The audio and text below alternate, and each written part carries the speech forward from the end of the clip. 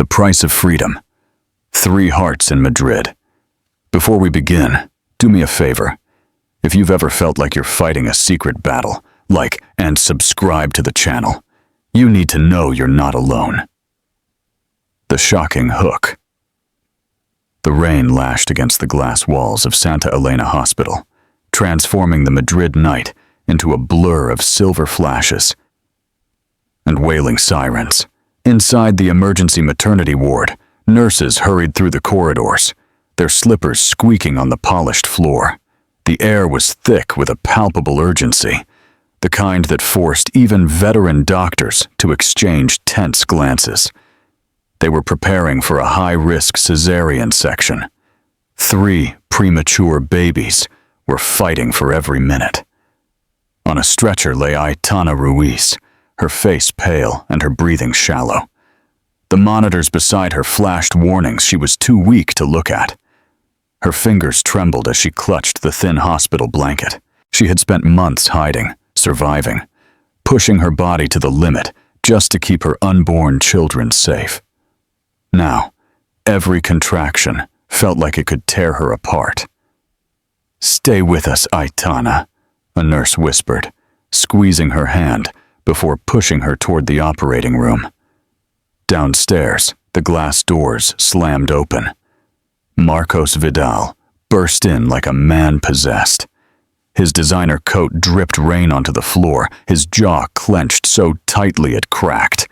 He slammed a stack of papers against the counter. "Where is she?" he blurted out. "Aitana Ruiz, my wife."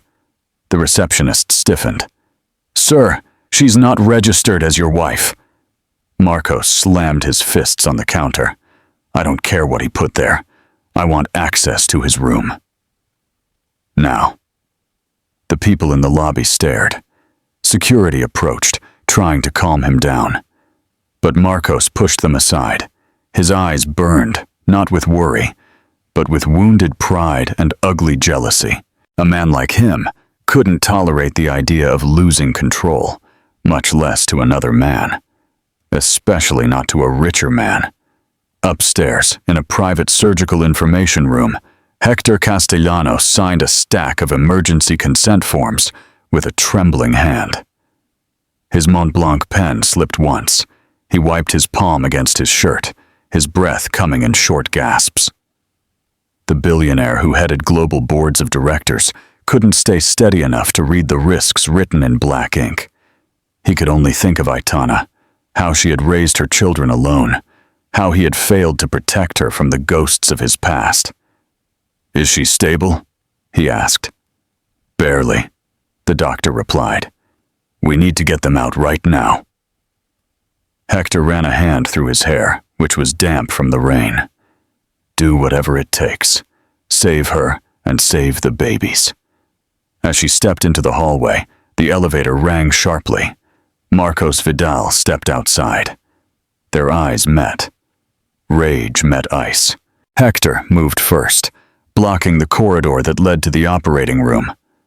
Marcos smiled, holding up the papers he had brought. "Do you think you can take her away from me? She's mine. She always will be." Hector didn't blink. "You'll never touch her again." Marcos pushed past the guards, running towards the double doors of the surgical wing. He grabbed the handle and froze at what he saw inside. She wasn't alone, and the sight shattered every last illusion she had. Aitana's hidden past. Part 1. Long before Aitana Ruiz lay on a hospital gurney, fighting for her life, she had been the kind of woman people easily overlooked. Soft-spoken, steady hands, a nurse from the NICU who carried the tiny newborns as if they were made of glass. She was the one who stayed late when the mothers cried, the one who whispered words of encouragement to families who had lost all hope. Her life had been small, quiet, almost invisible. But it was hers, and she was proud of it. This was before Marcos Vidal. Back then, she couldn't imagine the kind of world he lived in. Gleaming rooftop bars, tailored suits, towers of champagne stretched like mountains of glass. Seichi and he met at a charity gala where she worked part-time. One night she was refilling water pitchers while he floated around the room like a movie star. She spilled a glass near his table. He chuckled softly instead of scolding her. He told her she had kind eyes. He told her she deserved better than uniforms and night shifts. He said all the things lonely women want to hear. But Aitana didn't know that men like him build prisons with compliments. Their relationship progressed quickly. Too quickly. Within months, she left Lauzin for a life in her Croatian pool on the Castellana. The marble floors, the floor-to-ceiling windows, the walk-in closets. Everything seemed beautiful, except for the feeling in her stomach that something was wrong. She tried to ignore it. She told herself she was lucky, that normal girls weren't chosen by men like Marcos Vidal. But cracks appeared quickly. He told her which friends were good influences and which ones to block. He didn't like that she worked. He said his money was enough. He wanted her at home, reachable, dependent. He would affectionately hold her waist in public, but behind closed doors, his voice would harden. If she questioned anything, he accused her of being ungrateful. When she hesitated to have a child because she wanted to settle into married life first, he mocked her dreams. And when she finally became pregnant, he forced her to go to a clinic she didn't want to enter, whispering that it would ruin his future plans to expand his family. She never healed from that betrayal. When she finally left him, silently, trembling, wearing the first pair of shoes she found, Marcos retaliated the way powerful men often do. Not with fists, but with influence. Whispers and rumors spread about her mental health, her stability, her professionalism. She missed out on job offers she never even got to interview for. She moved into a tiny sublet and worked any shift she could get. She avoided cameras. She walked the streets with her hood up. Every day felt like trying to escape a shadow. But fate is strange. Compassion returns in unexpected ways. One winter night, at another corporate event she was organizing, fatigue overwhelmed her. She collapsed, and when she awoke, Hector Castellanos was sitting beside her hospital bed. Not the billionaire titan who graced magazine covers, just a man with tired eyes and a sorrow he didn't bother to hide. He recognized her. She had been one of the nurses who comforted his dying wife years before. Her voice trembled as she thanked her. Aitana didn't understand why her gratitude felt like a door opening. For the first time in years, someone was looking at her without suspicion, without judgment, without a sense of possession. But she didn't know then that their lives would soon intertwine in ways neither of them could have predicted, and that the past she thought she'd left behind was about to return with devastating force. Hold on a moment. Do you think Aitana did the right thing by leaving everything behind? Or do you think she should have fought for the marriage? Let me know your opinion in the comments. A New Dawn in Madrid. Part 2. Madrid can be cruel to the weak and indulgent to the powerful. Aitana learned that truth the hard way. In the months after leaving Marcos, the city felt like an endless maze designed to swallow people like her. Women with trembling hands, empty bank accounts, and bruises no one could see. But that same cold, glittering city would later become the backdrop for her rebirth. Her new life unfolded far from the penthouse on the Castellana, which she had once called home. Now she lived in a tiny studio apartment without an elevator in Lavapiés, where the radiator hissed at night and the window overlooked a fire escape instead of the skyline. The rent wasn't cheap, but it was the only place she could afford without Marcos's money, without his rules. Some nights, when the street was noisy with honking horns and barking dogs, she'd cover her ears with a pillow and whisper to herself, "Freedom is noisy." The remote control was silent. That helped her remember she'd made the right decision. But her days were unfolding in a very different world, one she never expected to enter. After collapsing at the tech conference, Hector Castellanos insisted she join his foundation as a project coordinator. The office was a glass tower in Columbus Square, with polished marble floors and elevators that moved like silk. On her first day, she felt out of place, clutching her second-hand bag, while the employees typed on their MacBooks and calmly planned charity galas with unwavering confidence. However, Hector made room for her. He didn't pity her. He gave her dignity. He introduced her to everyone as an essential addition to our mission. He offered her a corner desk near the windows, from where she could see the Retiro Park stretching out like an emerald blanket beneath the city's steel monuments. Some mornings, she arrived early just to watch the sunrise, painting the skyscrapers gold. It was the first time in years that she felt she was moving forward instead of hiding. The foundation itself was a sanctuary compared to the hell of luxury Marcos had dragged her through. Hector's team, doctors, researchers, and medical advocates worked to improve neonatal care across the country. They spoke Aitana's old language: compassion, precision, and calm under pressure. She found herself breathing easier around them, even laughing on mornings when she thought she wouldn't be able to get out of bed. Even so, she kept her past locked away, not out of shame, but out of fear. Marcos had long arms, even greater influence, and a fury that could shatter anything she rebuilt. The city's contrasts shaped the rhythm of her days. Mornings in the corporate glass office, nights in her tiny apartment, lunches among executives, microwave dinners, emails about million-euro donations, calls from debt collectors, and woven into it all, Hector's quiet presence. Sometimes a gentle knock on her office door, sometimes a cup of tea left on her desk when she seemed tired. But the biggest change happened outside the office. Hector invited her to several high-profile medical galas, insisting that her nursing background made her ideas valuable.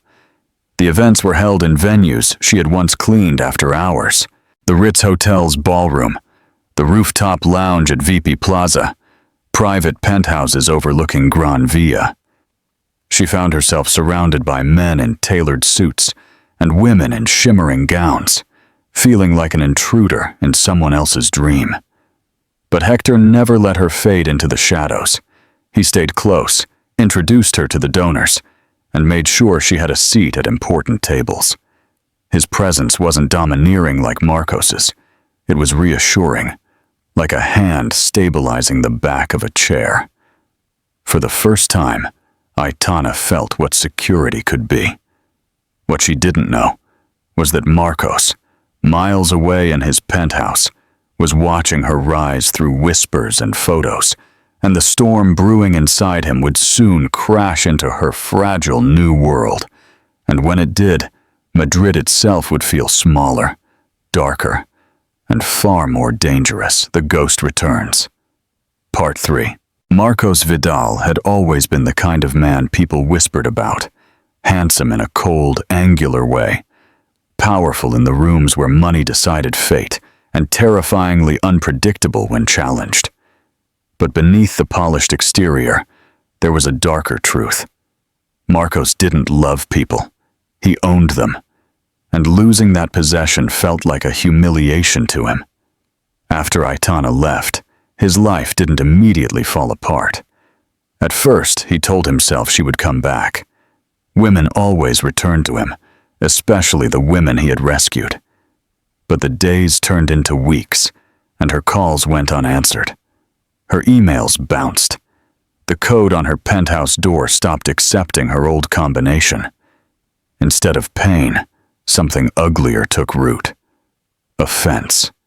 Fury. A man like him wasn't dumped. He could have moved on. He could have replaced her with one of the many women who hung around his business lunches or hotel openings. But Marcos didn't want someone new.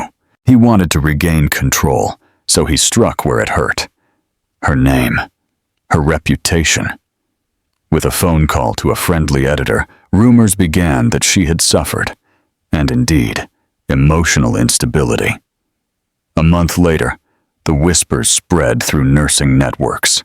A hospital manager, who had once supported her, quietly blacklisted her.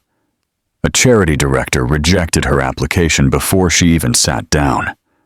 Marcos didn't do these things out of hatred. He did it by right.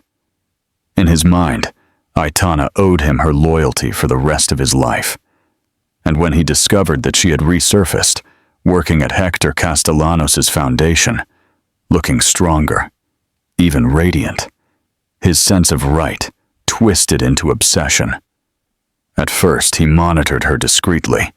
A private investigator took photos of Aitana entering the Torre de Cristal in Colón, sometimes with Hector.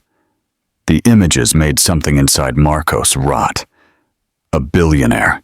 Not just any billionaire, but Hector Castellanos, the man whose name was plastered across the financial headlines, whose companies shaped half the city. A man more powerful, more respected, more untouchable than Marcos could ever be. The comparison burned him. He started going to the gym twice a day, lifting weights until his veins bulged. He bought new suits. She rehearsed in the mirror what she would say when she faced Aitana again.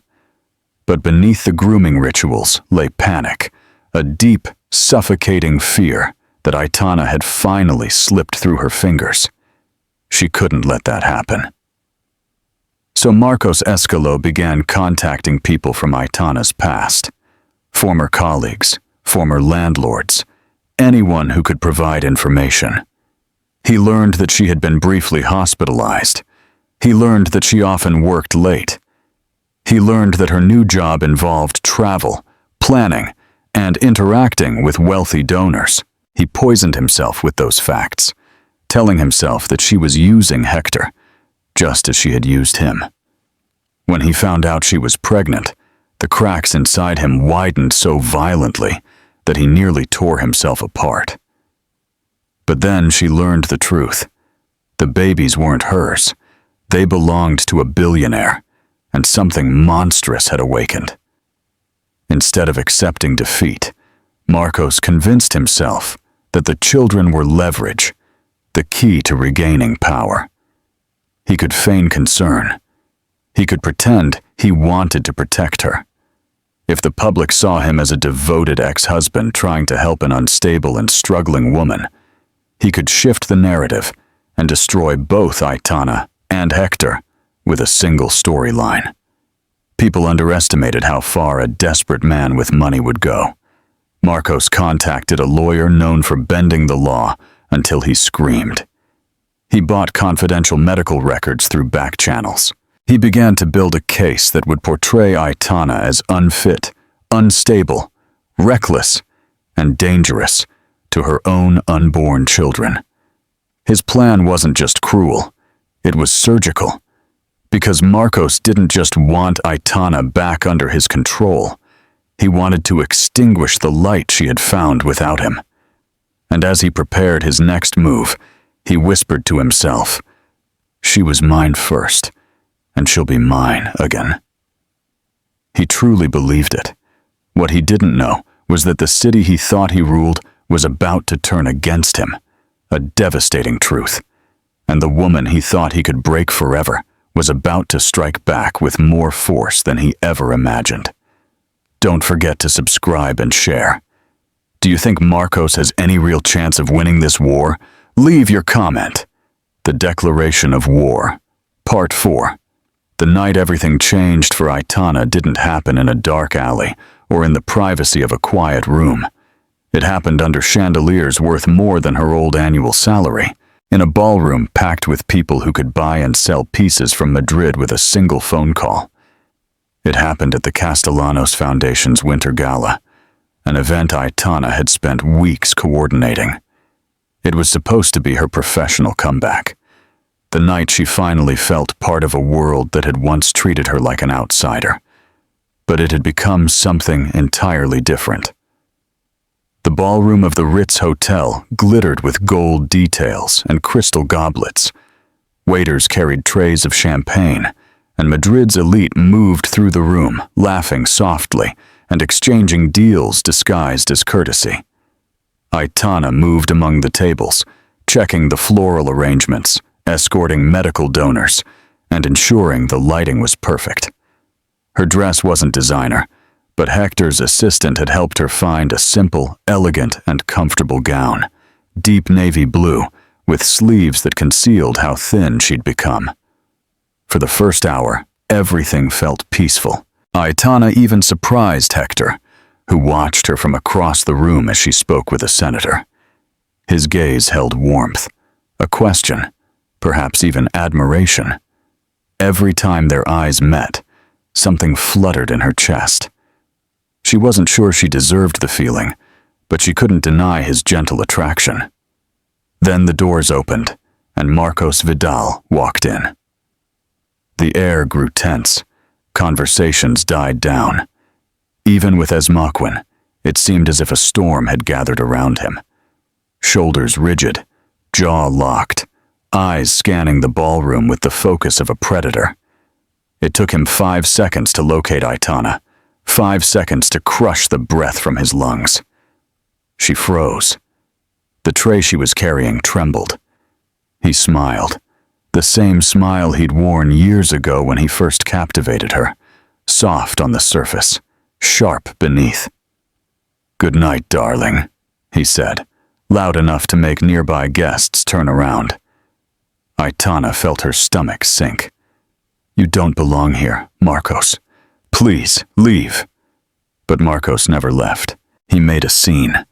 He came closer, invading her space in a way that made her back away. "Relax," he murmured. "I just came to talk. You've been ignoring me for months." "I'm worried about you." People were watching. The cameras clicked.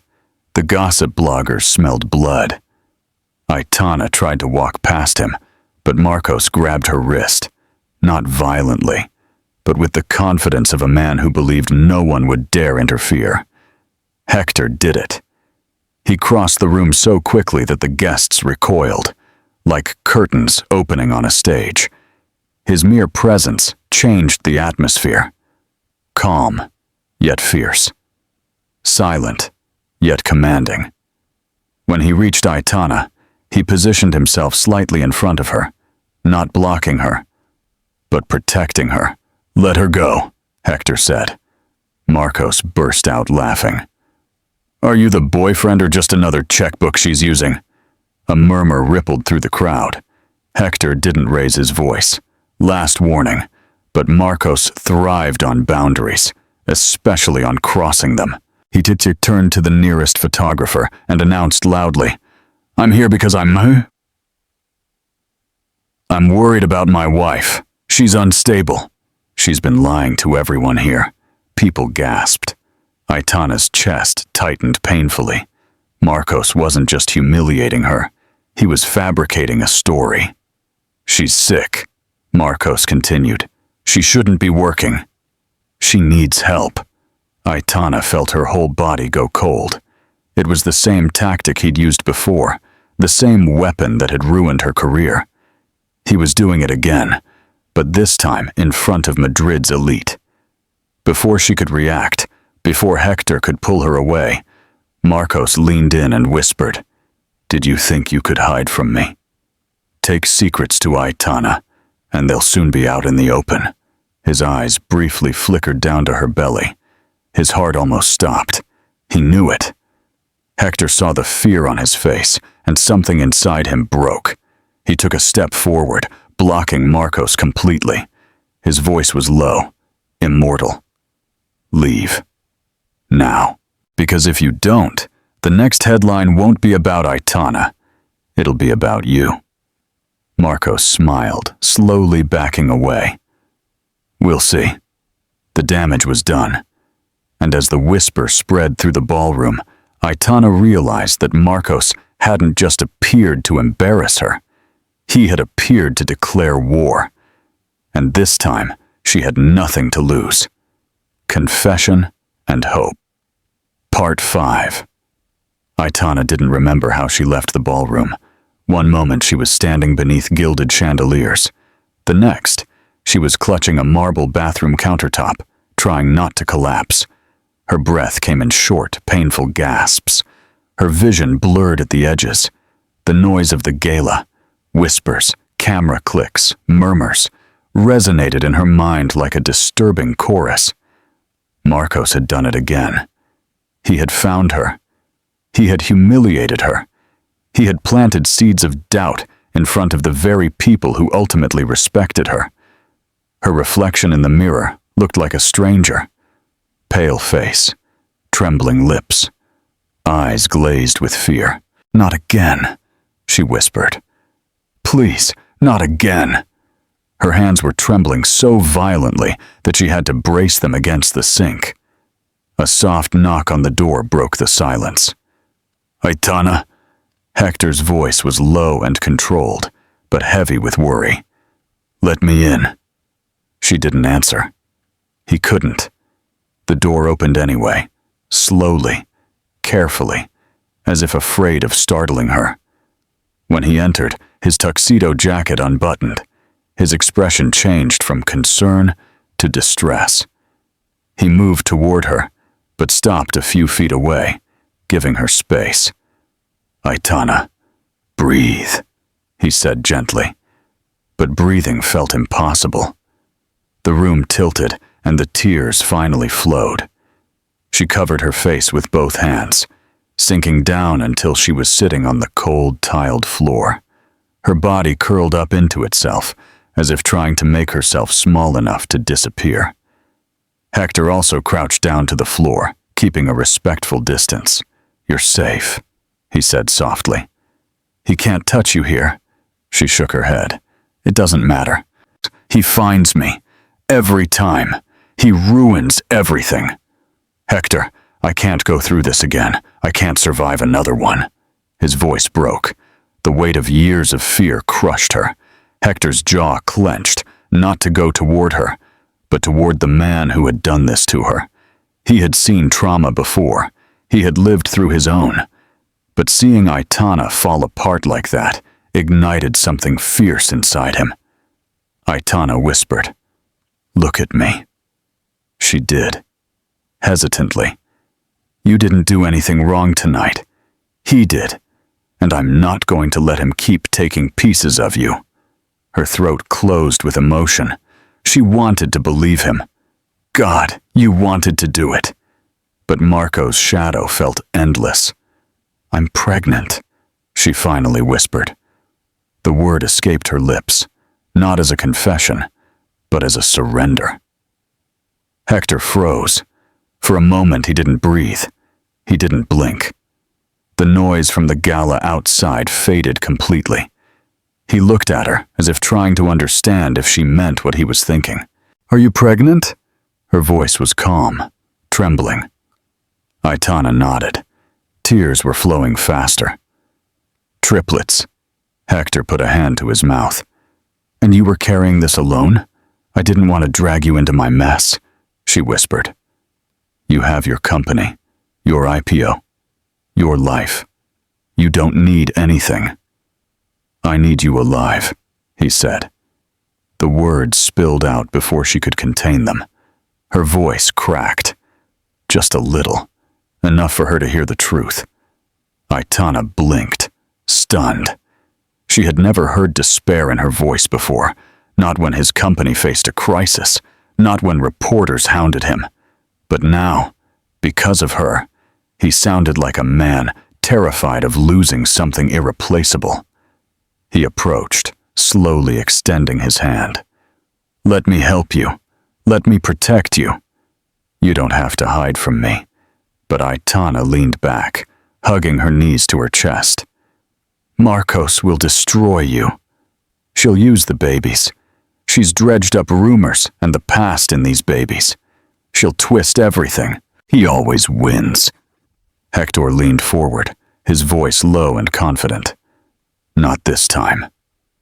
Her tears stopped, not because she believed him, but because her body was simply exhausted. Finally, she extended her hand. This time, she didn't back down. And for a moment, on the bathroom floor, under harsh fluorescent lights, Aitana allowed herself a fragile glimmer of hope. She didn't know it yet, but Marcos's attack hadn't broken her. The fight within her had been ignited, and soon the world would see a version of Aitana Ruiz for which no one, not even Marcos, was prepared. A blessing in the storm. Part 6. The morning after the gala felt strangely calm, as if the city were holding its breath. Aitana woke up in her tiny studio apartment in the Lavapiés neighborhood. Sunlight filtered through the blinds. Her body was still trembling from the night before. Her phone was vibrating non-stop. Missed calls, texts from coworkers, messages from journalists looking for gossip. She didn't open any of them. She remained still. One hand on her stomach, whispering to the 3 fragile lives inside her. Hold on, please, hold on. A sharp blow shattered his thoughts. For a terrifying moment, he froze. Marcos. Her heart pounded against her ribs. She stepped back, clutching her phone, ready to call 112. But then she heard a voice, deep, calm, familiar. Aitana, it's me, Hector. Relief flooded his body so quickly he almost collapsed. He opened the door, and Hector came in, carrying a paper bag from a small bakery downtown. But his face? His face wasn't calm. He looked like a man who hadn't slept. I came as soon as I could, she said. We need to talk. Aitana tensed up. About last night, Hector. Please. No, he interrupted. About this. He reached into his coat and pulled out a small, unopened envelope. Her name was handwritten on the front. The writing was delicate, slanted, unmistakable. Aitana held her breath. Is this hers? He whispered. Hector nodded. His voice was low. My wife left this for you. The room spun. Years ago, when Aitana worked at USIN, she had cared for Hector's wife, Elisa Castellanos, during her last weeks. Elisa had been sweet, soft-spoken, always apologizing for taking up space, even as she fought for her life. Aitana had held her hand through long nights, comforting her when the pain became unbearable. She never knew that Elisa had written her anything. Hector, why would he leave anything to me? Aitana asked, her voice trembling. He swallowed hard. He only wrote 3 letters before he died. 1 for me, 1 for his sister, and 1 for you. Aitana stared at the envelope, afraid to touch it. What does it say? Hector looked at her with an expression she'd never seen on his face before. Fear mixed with hope. I don't know. I never opened it. She sealed it and told the nurse it was for the woman with steady hands and a gentle soul. She didn't know your name, but she knew you mattered. Aitana couldn't breathe. With trembling fingers, she opened the envelope. The paper inside was thin, the ink slightly faded. Her eyes scanned the first few lines, and her heart opened. Dear nurse, if you're reading this, I'm gone. But I need you to know something. My husband deserves a chance to love again. I need him. Please don't let that chapter close for good. Aitana covered her mouth. Hector watched her glassy eyes, her composure crumbling. Keep reading, he whispered. Aitana continued, her voice barely audible. You have a kindness he'll recognize, a firmness he needs. If he ever finds you, don't be afraid to let him in. Tears washed away the rest of the words, but Aitana understood enough. Elisa had given them permission, Nobi. He had blessed her path before it even began. Aitana looked up, stunned, overwhelmed. "Hector, why are you showing me this now?" Her voice broke. "Because last night, when you told me you were pregnant, when I saw fear instead of joy in your eyes, I realized something. You don't believe you deserve a future. You believe Marcos destroyed it for you." He approached, gently touching her wrist. "My wife didn't write that letter by chance," he whispered. "She wrote it for you." Aitana's tears flowed freely now, falling onto the fragile paper. But then her phone vibrated again. A text message, unknown number. She opened it. A photo. Marcos stood outside his building, staring directly into his window. A chill ran down his spine. Hector saw the screen, and his expression hardened to something deadly. "It's starting," she whispered. And Aitana finally understood. Elisa's letter wasn't just a blessing. It was a warning. A challenge. You bumped into 7. Aitana had spent years shrinking. In the corners. In silence. In versions of herself that felt safer because they were smaller. But the moment she saw Marcos standing outside her building, in that photo, looking up like a hunter, tracking his prey, something inside her broke. Not with fear this time, but with defiance. "He's found me again," Aitana whispered, staring at her phone as if the pixels could burn her. Hector gently took the device from her hand. Then he's about to discover he made a mistake. Aitana looked at him, confused. "Hector, you don't understand." Marcos doesn't stop. He doesn't back down. The more cornered he feels, the worse he gets. Hector gave her a long, steady look. "Then we'll stop giving her corners to hide behind. Come with me." She hesitated. "Where to?" "To start getting your life back." The return trip and the journey to Chambéry were calm, but not uncomfortable.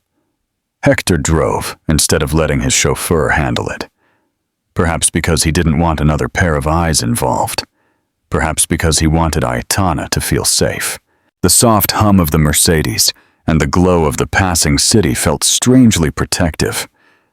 She parked beneath an elegant glass tower, the private headquarters of Castellanos Global. Aitana had only been there once before, months ago, to drop off some documents. She never imagined walking in next to Hector. The lobby lights reflected off the polished marble floors. The security guards stiffened slightly when Hector entered, but he gave them a simple nod instead of the usual corporate sternness. They let Aitana in without asking. They took the elevator to the 58th floor. The doors opened to a conference suite, larger than her entire apartment. The floor-to-ceiling windows framed the Madrid skyline like a living painting. Aitana felt small again, but not powerless. The city looked different from up here. You could see how big the world really was, and how small men like Marcos were. Hector gestured to a chair. "Sit down." Not an order, an invitation. On the table in front of her were a laptop, several documents, and an elegant black folder emblazoned with the Castellanos family crest. "What's all this?" she asked. Hector exhaled deeply. "Everything you need to protect yourself, legally, financially, and physically." Aitana frowned. "Hector," but he gently raised a hand. "Just listen. There's a misconception about men like Marcos. People think their power comes from money, but it doesn't. It comes from fear, from isolation, from convincing their victims they are alone." Her eyes softened. She's not alone anymore. Aitana swallowed hard. He opened the black folder. Inside were papers she hadn't expected. Draft restraining orders, a private security list, a private investigator's report detailing Marcos's recent movements, and a legal declaration of parental responsibility, already signed by Hector. Aitana gasped. "Hector, what did you do?" He looked her in the eyes. "I'm protecting the mother of my children." Her heart stuttered. No one had ever said words like that to her. Not sincerely. Not with love disguised as steel. "But you don't have to. I want to do it." Aitana felt something changing inside her. Something heavy. Something old. The fear didn't disappear completely, but it loosened its grip enough for something new to blossom. Decision. Hector stood up and walked over to a side piece of furniture. When she returned, she was carrying a small velvet box. Not a ring, but something else entirely. She opened it and revealed a delicate necklace with a simple, sparkling pendant. "This belonged to Elisa," she said softly. "She wanted you to have it someday." Aitana held her breath. I can't." "She believed in you," Hector whispered. "And now I do too." He fastened it around his neck. It felt like armor. She looked at her reflection in the window. Messy hair, tired eyes, trembling hands, but with a spark I hadn't seen in years. Strength. Hector stood beside him. "Aitana has survived things most people couldn't. Now it's time to stop just surviving." He touched her hand gently, and she began to fight back. Aitana lifted her chin. For the first time in years, she believed she could.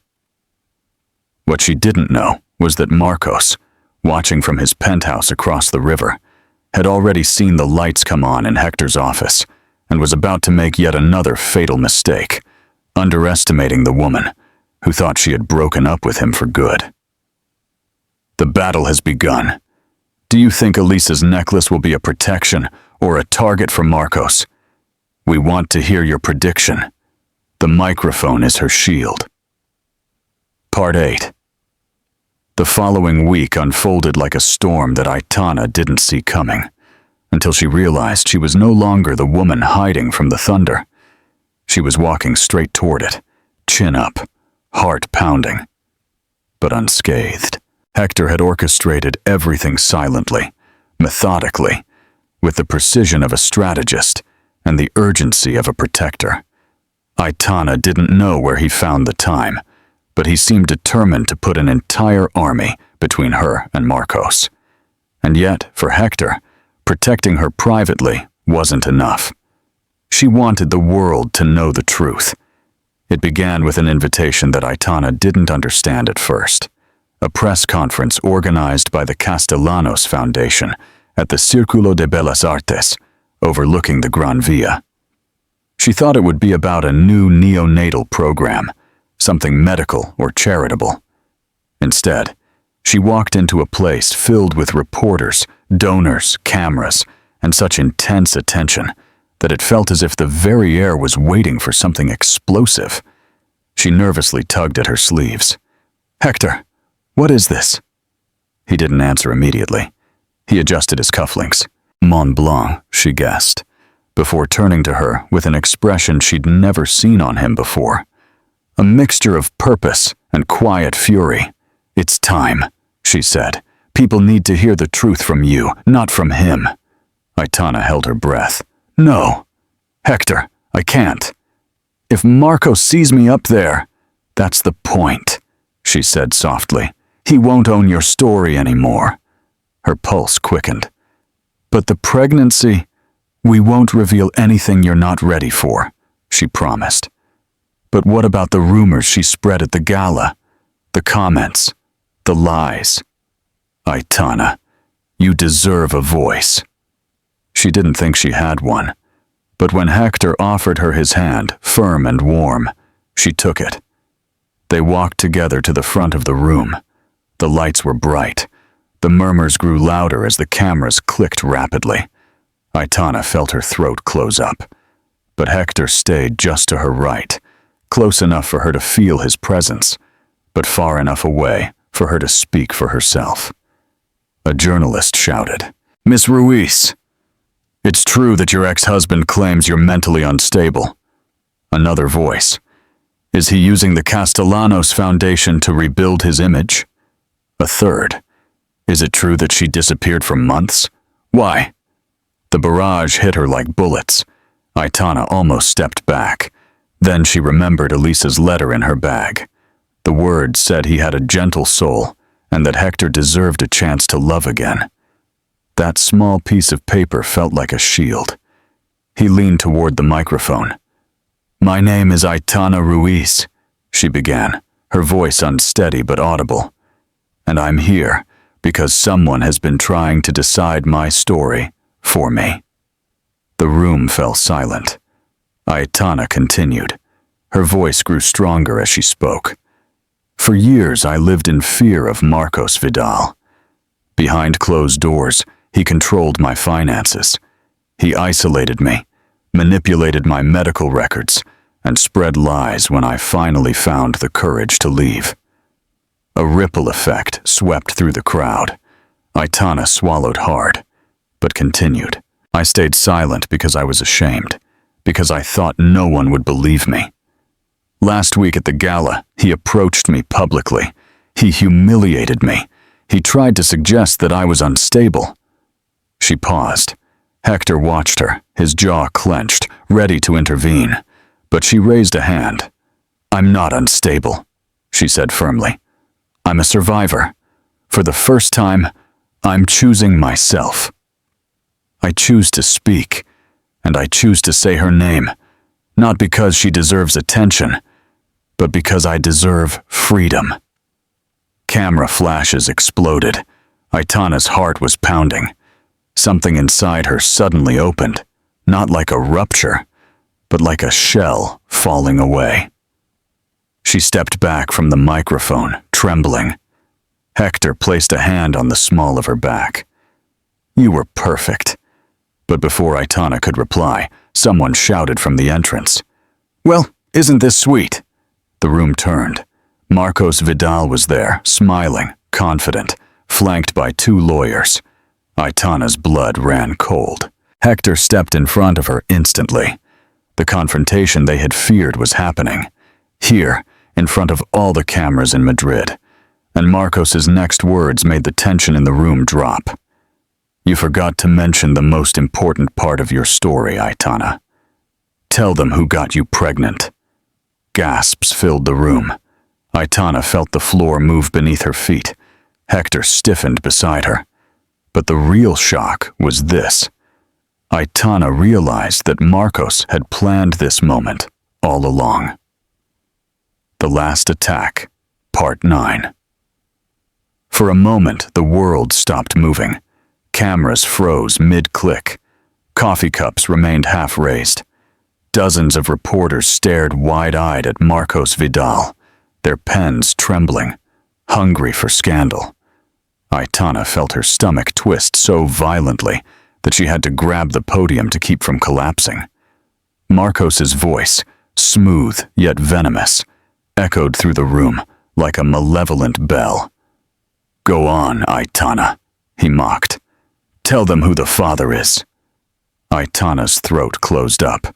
She felt exposed, cornered, stripped of all the strength she had mustered. Her heart pounded in her ears. The room blurred. All I could hear was his voice from years ago, cold, commanding, cruel. You'll never survive without me. They'll never believe you. You'll always come back. He held his breath. Then Hector took a step forward. He didn't raise his voice. He didn't seem angry. He simply stood between Aitana and Marcos, like a wall forged from something unbreakable. You don't talk to her, Hector said, his voice dangerously low. Marcos smiled and took another step. Look, the billionaire prince defending his damsel. Nice, but the public has a right to know. No, Hector cut sharply. You have a desire to cause harm. That's not the same thing, the reporters gasped. Some scribbled furiously. Others raised their phones to record. Marcos hadn't expected resistance. Not like this. His smug smile faltered for a split second, but he quickly recovered. "Fine," he snapped. "I'll say it myself. Aitana got away from me." She disappeared for months and suddenly reappears pregnant. And now she's working for him? Do the math. A few cameras turned towards Aitana. Shame rose in her chest like a wave, threatening to drown her. Her legs trembled. She wanted to run, to hide, to disappear.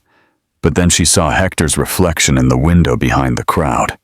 The way her jaw tightened, the way her shoulders squared, the way her whole body leaned in as if she were silently telling him, "You're not facing it alone anymore." Aitana inhaled. Her trembling stopped. He came out from behind Hector. His voice was soft at first. "Marcos, stop." He raised an eyebrow, amused. "Finally finding your voice, darling?" A hint of old fear tried to surface, but Aitana crushed it.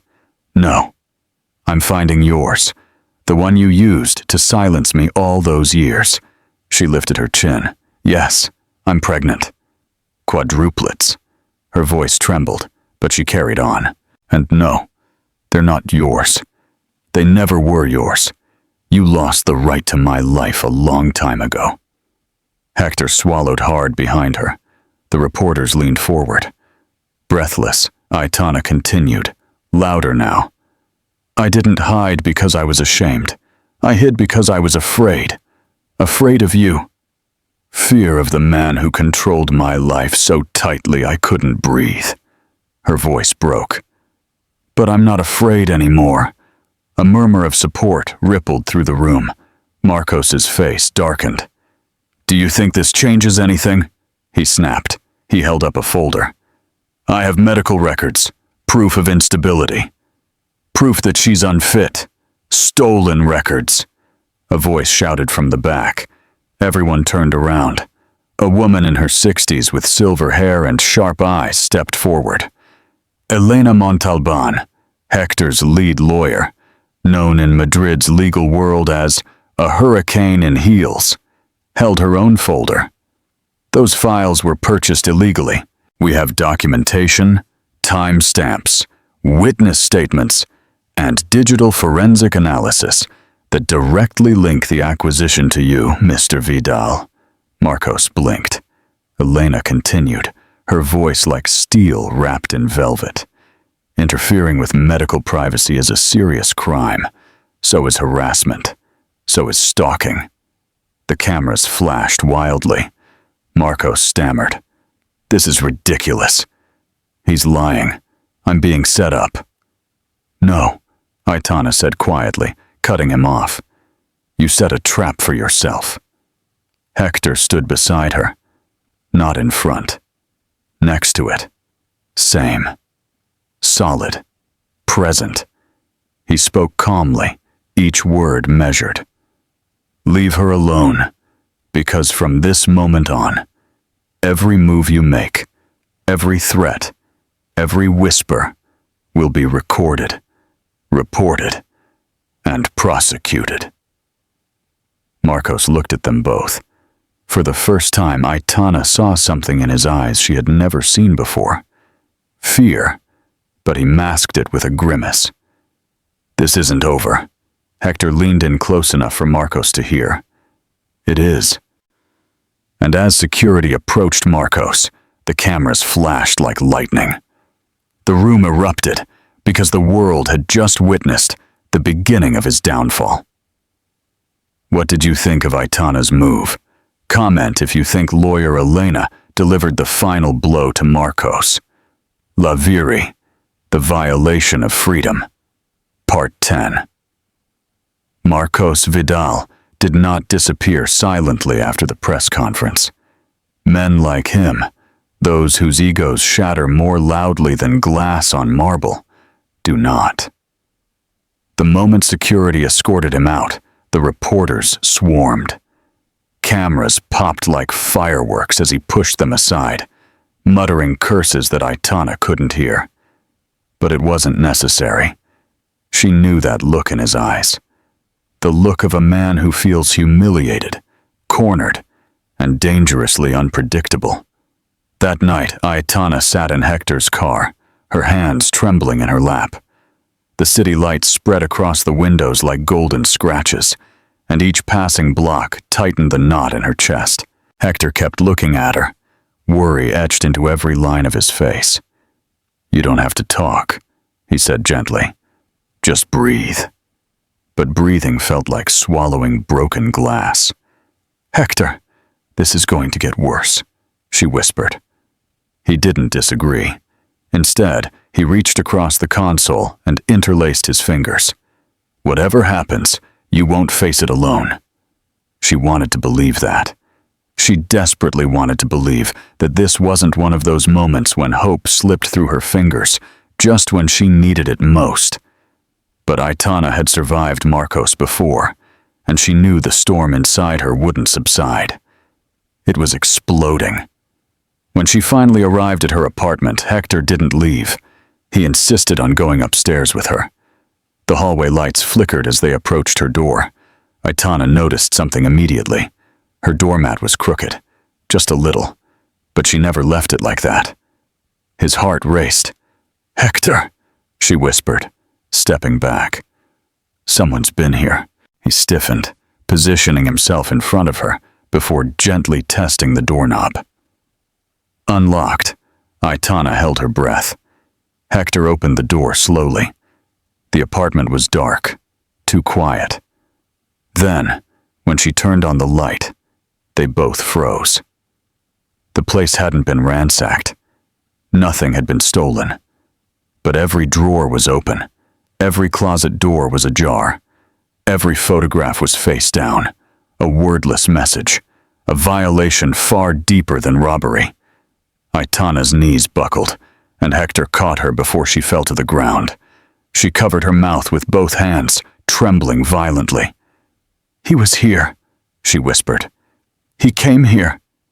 Hector hugged her tightly, his voice strained with fury. "It will never happen again. I promise you." But Aitana wasn't convinced. Marcos didn't need to break things to break her. He just needed to remind her that he could touch her life whenever he wanted. The next morning, Elena Montalban arrived with 2 private security guards. She walked through the apartment like a seasoned crime scene analyst, her heels clicking purposefully. "He's climbing," Elena said. "This wasn't random. This was psychological." Aitana was sitting on the sofa, wrapped in a blanket that Hector had brought from his car. "He wants me to know he's watching me." Hector paced the room, his jaw so clenched that a muscle throbbed. "I'll hire 20 guards if I have to. She won't be staying here another night," Elena agreed. "Okay. Aitana, pack what you need. You'll move into Hector's attic." Aitana looked up, startled. "I can't. It's too much. I don't want to." "This isn't about wanting," Elena said softly. "It's about safety. And right now, yours is compromised." Hector knelt in front of Aitana, taking her hands. "Aitana, let me protect you." Her eyes filled with tears, not from fear this time, but from the astonishing tenderness of her plea. No one had ever protected her unconditionally. She nodded. Hector exhaled shakily. Relief washed over him. But before he could help her up, Aitana's phone vibrated. A text message from an unknown number. One sentence. "You shouldn't have embarrassed me." Hector read it over his shoulder. The color drained from her face, replaced by a cold fury that Aitana had never seen in her. Elena grabbed the phone. "She made her first mistake tonight. Now we'll make sure it's the last one." But even as they prepared to take her out, Aitana felt it deep in her bones. Marcos wasn't finished. She was only just getting started, and her next move would be far more dangerous than a broken boundary. Betrayal and alarm. Part 11. Aitana never imagined she would enter Hector Castellanos' penthouse in any way other than as a visitor. But that night, She entered like someone hiding. Someone in danger. Someone who carried 3 fragile lives and a past that refused to die in silence. The attic elevator opened directly into the penthouse living room, revealing a panoramic view of the Madrid skyline. The glass walls framed the city, shimmering like a living, breathing painting. At any other time, the view would have taken her breath away. She barely noticed tonight. Hector guided her inside with a protective hand on her back. His security detail scanned every corner, every door, every blind spot. Only once they gave the go-ahead did Hector finally exhale. "Are you safe?" he asked gently. Aitana swallowed. For now. He hesitated before gently touching her cheek with his thumb. For as long as it takes, Elena Montalban placed her briefcase on the counter and cleared her throat. "There's still a problem," she said. "Marcos isn't acting alone." Aitana stiffened. "What do you mean?" Hector turned to Elena, tension gripping every line of his body. "Explain yourself." Elena opened her briefcase and took out a tablet. On the screen was a list. Security breach reports, internal emails, timestamps from surveillance logs. "There's a leak," he said. "Inside your company." Hector's jaw clenched. "Impossible. My system is—" "Not hacked," Elena interrupted. "Compromised." He touched a file. A name appeared. Noé Ferrer, Hector's personal assistant, the one who scheduled his meetings, coordinated his trips, and who frequently interacted with Aitana during her shifts at the foundation. He had a soft voice, was polite, and always efficient. The kind of person you never notice because everything he touches works perfectly. Aitana's stomach churned. "Noah? Why would he do that?" "Money," Elena said. Marcos paid him generously. Hector looked genuinely stunned. "Noah has been with me for 8 years." "What exactly is it that Marcos chose him for?" Elena retorted. "Marcos doesn't attack your strength, Hector. Attack your blind spots." A cold shiver ran down Aitana's spine. Marcos wasn't just following her. He was looking at her through someone she trusted. Hector rubbed his face, processing the betrayal.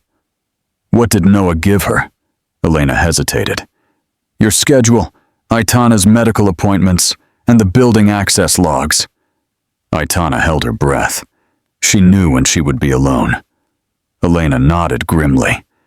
"That's how she knew when to break into your apartment, when to avoid the neighbors, when you'd be back from the gala." Aitana felt nausea rising within her. Every moment of security she thought she had suddenly felt like a trap. Hector crouched down beside her, taking her trembling hands. "Aitana, look at me. This isn't your fault. None of this is your fault." Her lips trembled. "But I brought danger to your world." Hector shook his head. "You didn't bring the danger. Danger found you, and I won't let it take anything else from you." Before she could reply, the elevator rang. Security moved forward immediately, forming a shield. But when the doors opened, Noé Ferrer was there, his eyes wide. Pale, his hands raised. "Mr. Castellanos, please, just listen to me." Hector's voice turned to ice. "You don't belong here." Noah swallowed hard. "I didn't mean to hurt Aitana, I swear. Marcos told me she was unstable. He said you were in danger. He said whatever it took to buy your loyalty," Helena blurted out. Noah's voice broke.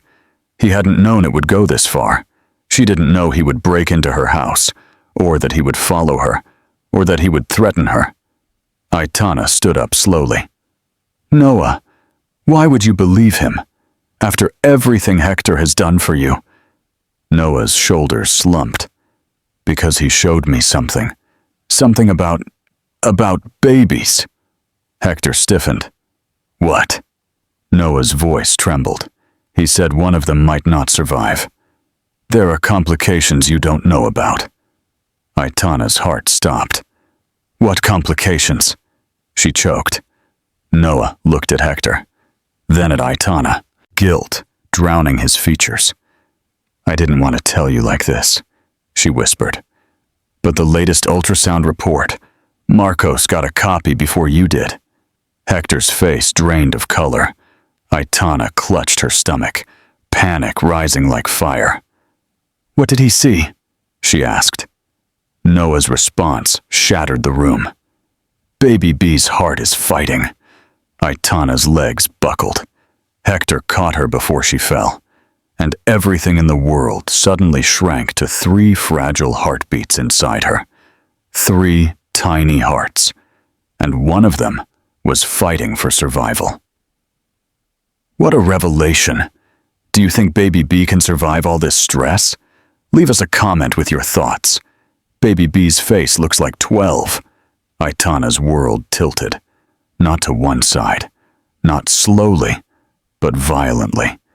As if someone had pulled the ground out from under her. The pounding of her heartbeat echoed in her ears, drowning out every sound except Noah's trembling voice, echoing again and again. One of the baby's hearts is struggling. She clung to Hector's arm with both hands, her nails digging into his sleeve. Her breathing became shallow, rapid, desperate. She wasn't just scared, she was falling apart. Tell me exactly what you saw, demanded Hector, his voice high-pitched with controlled panic. Noah swallowed. The last ultrasound, 2 days ago. Baby B's heartbeat was irregular. The doctor noticed it, but wanted to run more tests. Marcos got the report first and used it to manipulate me. I'm sorry. I'm so sorry. Aitana shook her head violently. No, that's impossible. I didn't miss a single appointment. I would have known. I would have... Hey, Hector whispered, grabbing her by the shoulders. Look at me. Breathe. But she couldn't. All she could see was the image from her last date. 3 tiny shapes swimming in a black and white blur. 3 blinks, pulsing like stars.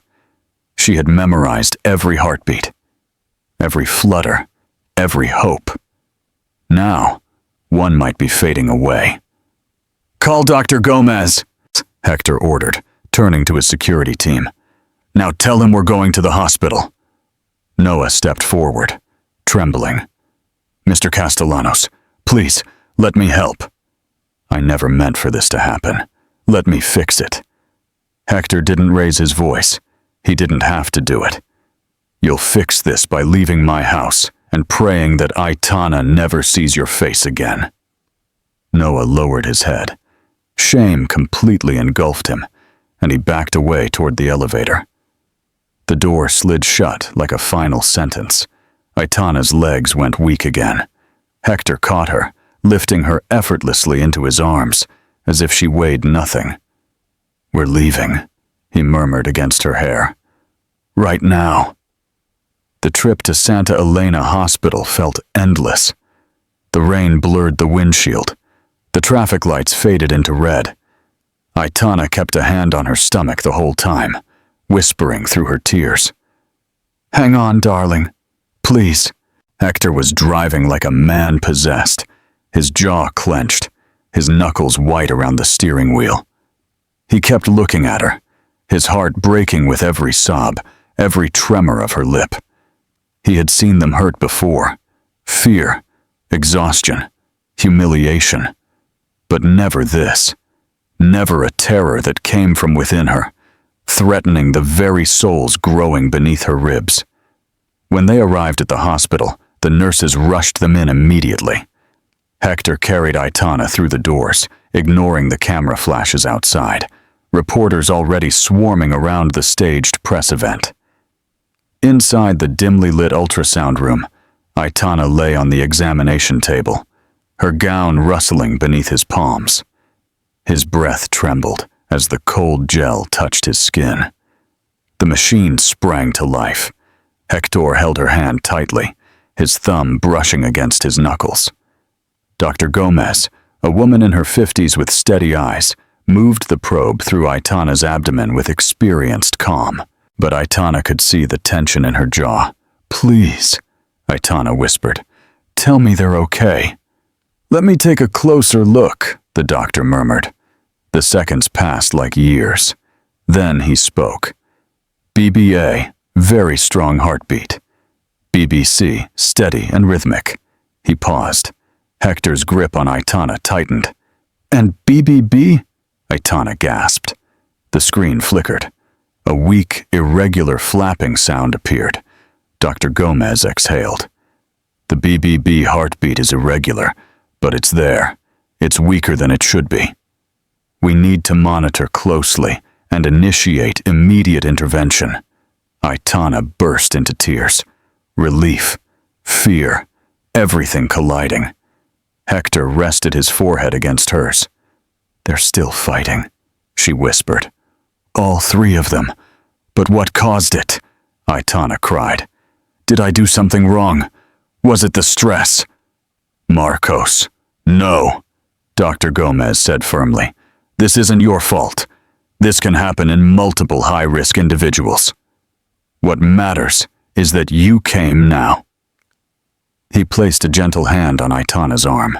"But Aitana, you have to understand, from this moment on, you can't go home. You need full medical supervision, and any high stress could worsen the baby's condition." Aitana nodded weakly. Hector turned to the doctor. "She's staying. Private room, full security, any equipment she needs." But the doctor hesitated. "There's something else," she said quietly. Hector frowned. "Stress alone isn't the problem." "So what is it?" Dr. Gomez looked at Aitana, then at Hector. "Someone accessed Aitana's digital medical record. Someone outside our system." Aitana's blood ran cold. "Marcos," said Hector. The doctor nodded grimly, and whoever had gained access tried to request unauthorized updates and changes. Aitana covered her mouth with her hand to stifle a scream. Marcos wasn't just stalking her. He was trying to rewrite his medical reality. Hector closed his eyes once, slowly, as if he were holding back an explosion. Then he opened them. The voice was deathly calm. "This ends tonight." But Aitana didn't know that ending Marcos's reign would require one more devastating twist, one that would push her to the brink of losing everything. See Temporary Custody and the Friendly Judge, Part 13. The private room to which Aitana was transferred looked more like a boutique hotel suite than a hospital space. Soft lighting, a reclining bed, a view overlooking the West Park. But no amount of tranquil decor could soothe the terror that festered inside her. The machines beeped constantly beside her. An IV dripped slowly into her arm. 2 fetal monitors were blinking. 3 fragile rhythms were displayed on bright screens. BBA, BBB, BBC. Aitana stared at those blinks, as if her life depended on every heartbeat. Hector stood near the window, phone pressed to his ear. His voice was low, immortally calm, as he spoke to his head of corporate security. "Find out exactly when the breach occurred, and trace every fingerprint. I want a full timeline." Aitana could tell from the stiff line of his shoulders that he was barely holding back. When he finally hung up, he walked over to her, doing his best to soften his expression. But the worry in his eyes betrayed him. "How are you feeling?" he asked gently. She forced a small, weak smile, as if she were lying inside a glass box, waiting for it to shatter. Hector sat on the edge of his bed, brushing stray strands of hair from his forehead. "You're not going to break. Not while I'm here." There was a knock at the door. Helena Montalban entered, her presence a mixture of authority and compassion. She closed the door behind her, placed her briefcase on the table, and sat down. "We have a problem," she said immediately. Aitana braced herself. "Another rape?" "Worse," Helena replied. "Marcos filed an emergency court petition tonight. She's claiming you're psychologically incapable of carrying the pregnancy to term safely."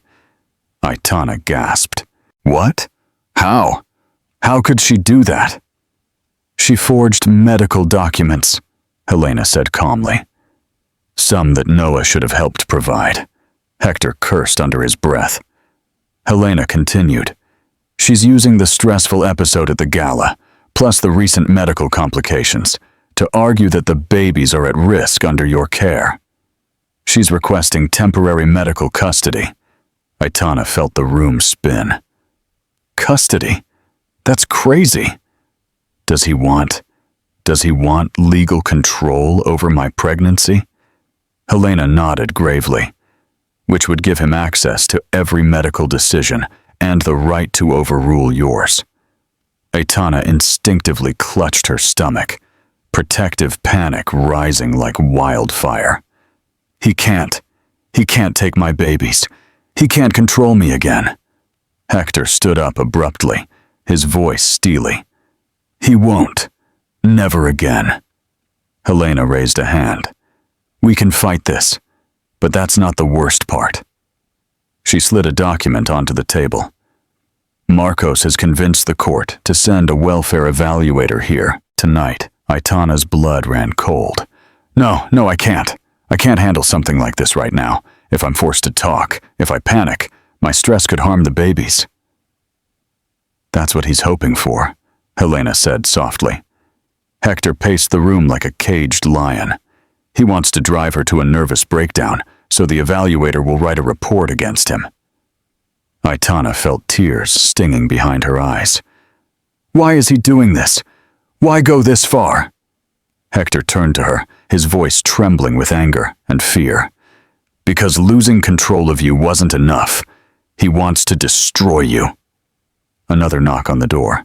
Softer, more hesitant. A security officer peeked his head in. "Mr. Castellanos? Miss Montalban? The evaluator is here. And sir, there's something else." Hector stiffened. "What?" The guard seemed uncomfortable. "Marcos Vidal is in the lobby." Aitana's heart sank against his ribs. "She's demanding to be allowed to come upstairs," the guard continued. "She's yelling at the reporters that you're hiding Helena, and that she's a danger to herself and the pregnancy." Hector headed for the door, but Helena blocked his path. "Don't do it," he warned. "He wants you to confront him. That strengthens his narrative." Aitana shook her head violently, panic gnawing at her throat. "I can't see him, Hector. If he comes in here, I'll break. And if I break, the babies." He rushed to her side, taking both her hands, anchoring her. "You won't break," he whispered. "You're stronger than I ever imagined." Her voice broke. "But I'm afraid." Hector leaned forward, forehead to forehead. "Then be afraid. I'll take the rest." Before she could reply, the door opened again. A woman in a gray suit entered. The evaluator. Her expression was neutral until she looked at Aitana. Then her eyes softened. "Aitana Ruiz," she said gently. "I'm here to help." Aitana blinked. The woman lowered her voice. "My sister was a patient at your clinic once. You saved her baby." Aitana gasped. Hector looked stunned. Helena whispered, "This changes everything." But outside the room, Marcos was shouting louder, angrier, desperate. And the evaluator's next words hinted at a truth that could shake everything. "I know what men like Marcos Vidal are capable of." Aitana's pulse faltered. For the first time that night, the fear inside her shifted, not to despair, but to a glimmer of hope. The unexpected evaluation plan. Part 14. For the first time since the nightmare began, Aitana felt the air inside her chest change. Just a little, enough for a fragile breath. The evaluator, a woman with calm eyes and a steady posture, approached and gently closed the door behind her, sealing off the echoes of Marcos's anger in the hallway. "My name is Mia Hargrove," she said softly. "I specialize in high-risk maternal well-being assessments. But I'm not here because of Marcos. I'm here because the court appointed me independently. He doesn't control me." Aitana swallowed hard. "But he said he filed a petition. I thought—" "He did," Mia confirmed. "And I read it on the way here. It was alarming. Not because of you, Aitana." Her eyes darkened.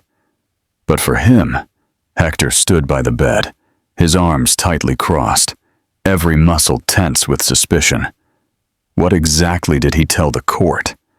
Mia pulled a small folder from her bag. "It alleges that Aitana is emotionally unstable, exhibits erratic behavior, suffers from delusions regarding the pregnancy, and refuses medical attention. He presented forged medical notes to back it up." Aitana felt disgust rise in her throat. "He's lying. Every word. I know," Mia said firmly. Aitana blinked. "Do you know?" Mia nodded and breathed slowly, as if preparing to reveal something heavy. "My sister Carla gave birth 8 years ago. Serious complications. Premature baby. Stay in the NICU. You were his nurse." She smiled sweetly. Aitana's eyes widened. "You stayed past your shift," Mia continued. She read to her baby at night. "She spent hours helping my sister stay calm when she thought she was losing him." Her voice cracked slightly. "You saved my nephew's life." Hector breathed a long sigh of relief. Elena Montalban stopped writing in her legal blog. Her gaze softened. Aitana felt tears sting her eyes. "I didn't know." "You wouldn't have known," Mia said, sitting down beside the bed. "But I never forgot your face or your kindness. So when I saw your name on the emergency call, I didn't see a woman in crisis. I saw a woman who once held my family together." Aitana's voice trembled. "Can you believe me? Even after everything Marcos said?" Mia's expression hardened. "Marcos Vidal is exactly the type of man who uses fear and paperwork as a weapon. I've reviewed dozens of cases involving abusers like him. His file reeked of coercion." He leaned forward. "Aitana, I'm here to protect your rights, not to take them away." Aitana burst into tears. Quiet, exhausted tears shook her entire chest. Hector immediately took her hand. "Are you safe?" he whispered. But Mia wasn't finished. "There's more," she said, turning to Elena. "Marcos didn't just falsify records. She tried to manipulate the judicial system, claiming imminent danger to the fetuses. She requested an emergency intervention to gain temporary control." Elena cursed under her breath. "She's trying to force a precedent. That won't happen, because I've already submitted my initial assessment to the court." Aitana froze. "Already? How long have I been reviewing his actual medical records all day?" Mia said. "The real ones, and I documented Marcos's attempts to alter them. They'll see his request as malicious. It will seriously weaken him." Aitana let out a trembling breath she felt she'd been holding in for months. Thank you so much." Mia gave her a gentle smile. "You deserve peace, Aitana, and you're not as alone as he wants you to believe." Before anyone could reply, a loud commotion erupted outside the door. Voices clashed, security was shouting, reporters were pushing boundaries. Hector immediately went to Aitana.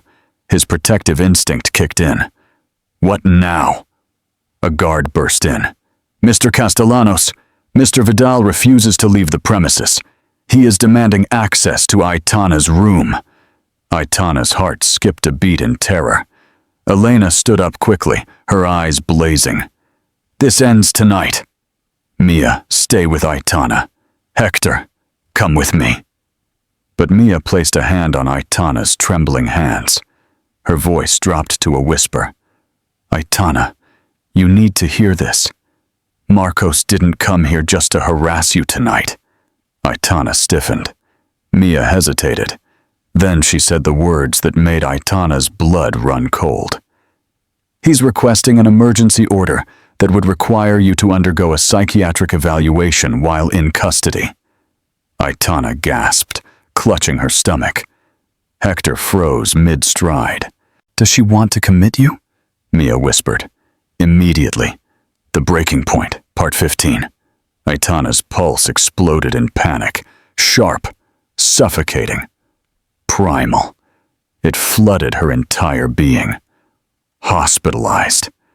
The word echoed in her head like a scream. Trapped underwater. Marcos wasn't just trying to control her, he was trying to erase her, strip her of her autonomy, steal her babies, break her so completely that she could never get up again. Hector stopped halfway to the door. His face changed. It was no longer just worried or angry.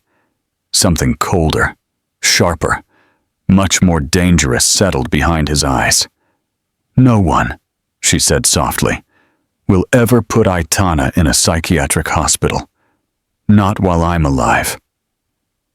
Mia squeezed Aitana's hand, anchoring it. "Listen to me," she said softly. "Marcos is desperate. Men like him climb right before they fall, and that's exactly what's happening." Aitana tried to calm her breathing, but her chest was tight. Each breath was painful. "I feel like it's everywhere, like it knows our every move." Hector turned to face her. "Not anymore," he said, looking at the guard. "Bring the head of security here and call Detective Suarez. Tell her the situation has escalated." Elena crossed her arms, her eyes blazing. "We've had enough of him already, but I want airtight charges." "If he's trying to force psychiatric custody, that means he forged signatures or bribed someone," Mia agreed. "And falsifying mental health statements for personal gain is a serious crime. He thinks he's untouchable. He's not." Outside, Marcos continued shouting, demanding, threatening, wielding that poisonous charisma he used with judges and investors. Aitana heard his voice echo in the hallway. "She's unstable. She needs intervention. I'm trying to save her." A nurse walked by and shuddered. Aitana pressed her hands to her stomach, whispering to her babies, "I'm here. I'm fighting for you. Just hold on." Then something unexpected happened. The head of security entered the room with a grim expression. He nodded respectfully to Aitana before turning to Hector. "We found something," the boss said quietly, referring to Mr. Vidal. Hector stiffened. "What is it?" The chief held up a plastic evidence bag. Inside was a USB drive. Aitana's heart stuttered. "What's there?" she asked. The boss hesitated. "Encrypted medical files. Not just yours. Dr. Gomez's login was used. There are attempts to alter fetal reports." Aitana gasped. "Did he try to change my baby's medical records again?" The boss nodded. "Even worse. He tried to create a false report suggesting that you refused treatment, putting baby B at risk." Aitana covered her mouth. His whole body was trembling. Hector swore in a low voice, a sound Aitana had never heard from him before. Elena stepped forward. "This is grounds for immediate restraining orders. Criminal charges, attempted interference with medical care, fraud." But the boss wasn't finished. "And there's something else," he added. "A recorded phone call between Mr. Vidal and Noé Ferrer. Mr. Vidal threatened Noé's family." Aitana gasped. Hector's eyes narrowed. "Put it on, boss." The boss connected his phone, and the audio filled the room. Marcos's voice, dripping with malice. "You do exactly as I say, or your sister loses her job. Do you hear me? I'll bury her. And that nurse, that pathetic ex-wife, I'll make sure no one believes a word she says. I'll have her declared unfit before the week is out." Aitana's tears slid silently down her cheeks. Elena's face darkened. She blackmailed Noah. "That gives us more of an advantage than I ever expected." But Mia leaned forward, her voice icy. "And that's not all. Someone leaked Marcos's request to the ethics committee. They're reviewing it for malicious submission." Aitana blinked through tears. "Did someone leak it?" Mia smiled, small and secretive. "Let's just say you're not the only one he underestimated. Some of his own contacts are turning against him." Hector exhaled a controlled, dangerous sound. "It's falling apart." The boss nodded. "And her presence downstairs is making it worse. The reporters are documenting everything." Mia squeezed Aitana's hand again. "This is the moment when men like Marcos make mistakes, and big ones." But before anyone could respond, a nurse rushed in, her face pale. "Mr. Castellanos," she whispered urgently. "You need to see this." Hector tensed up. "What's wrong?" She pointed to the monitor showing Aitana's fetal heartbeat. The BBB line flickered, erratic, weak, failing. Aitana's world shrank to a single point. "No," she whispered, gripping the bed rails. "No, no, please." Hector moved instantly to his side, shouting for the doctor. "Help! Anything!" As the alarms began to sound, Aitana realized with horrifying clarity. Marcos wasn't just trying to break her mind. She was pushing her body to the limit. And now, one of her babies was paying the price. The Race Against Time, Part 16. The alarm was shrill, loud, piercing, relentless. It sliced through the hospital room like a knife. Aitana held her breath as the BBB fetal monitor flashed red. Its once steady wing beat now dropped sharply, erratic, like a flame struggling against the wind. "Hector!" she whispered, her voice breaking with terror. "The heartbeat is dropping." Hector was already at her side, his hands trembling as he pressed the emergency call button. "Doctor, we need help here. Now." Her voice echoed with a mixture of fear and authority that resonated down the corridor. Two nurses rushed in. "Aitana, try to stay calm." She gently urged her, adjusting the sensors on her stomach. "We're going to change your position. Sometimes it helps." They moved her to her left side, then to her right. The monitor stuttered, but didn't stabilize. Aitana felt a cold sweat below her hairline. Her heart pounded painfully. "Please, please, don't let anything happen to them." Hector leaned over her, wiping the tears from her cheeks with trembling fingers. "Aitana, listen to me. You are not alone. You will be taken care of." "I'm right here." Dr. Gomez then entered, calm but clearly alarmed. Her quick footsteps filled the emergency room. "Talk to me," he said as he approached the monitor. "How long has the deceleration been going on?" 30 seconds, a nurse replied. The doctor frowned. "We need to act now. Aitana, your stress levels are skyrocketing. Your blood pressure is high. The baby is responding to that stress." Aitana felt a sob pierce her throat. "I can't control it. I'm trying. I'm trying really hard." Hector cupped her face in his hands, his voice tense. "Look at me, Aitana. Look at me." His eyes met hers, blue and desperate, resolute despite his own fear. "Breathe with me," she whispered. "In and out. You can do it." She kept pace with him, his breathing trembling but slowing. But then, the monitor dropped again. Harder. Longer. Dr. Gomez made a decision in a split second. Prepare steroid corticosteroids and have the neonatal staff on standby. If this continues, we may have to perform an emergency C-section. Aitana's world froze. Not yet. Not now, please. It's too soon, she cried. We're not rushing things, the doctor assured her, but we must be ready. Hector tightened his grip on her hand. Aitana, I know you're scared, but I swear I won't let anything happen without fighting with everything I have. A nurse readjusted the monitor. The BBB's oxygen flow is decreasing. This could be due to maternal stress or a worsening of her condition. A soft knock sounded at the door. Mia, I heard the alarms, she said quietly. Do you need me to leave? Aitana shook her head violently. Stay, please. Mia approached, her face etched with worry. Aitana, listen to me. This isn't your fault.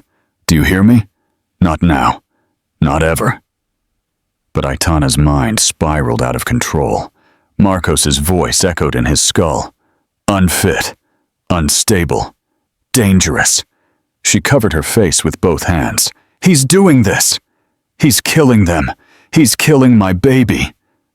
Lâché. Hector's expression changed. Like a breaking point inside him, it shattered cleanly. No, he said sharply.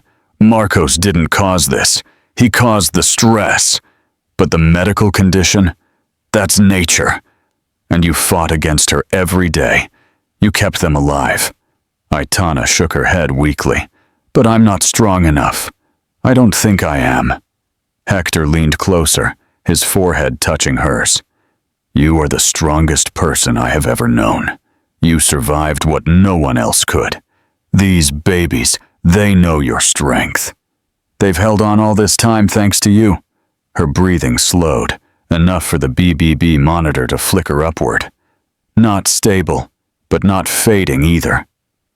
The room collectively exhaled. Dr. Gomez adjusted her glasses. The relief softened her posture. Well, that's good. But Aitana, you need rest. Total rest and calm. Anything that stabilizes your emotional state helps babies. Aitana nodded shakily, but the moment felt fragile, like glass twisting under pressure. Hector kissed her forehead gently. I won't leave your side, not for a second. But then the head of security reappeared in the doorway, urgency crackling around him. Mr. Castellanos, he whispered. Marcos was no longer in the lobby. Hector's blood ran cold. Where is he? The boss swallowed. We're not sure. It slipped past one of the reporters. It's somewhere on this floor. Aitana's heart sank. She grabbed Hector's arm, her voice breaking. He's coming for me!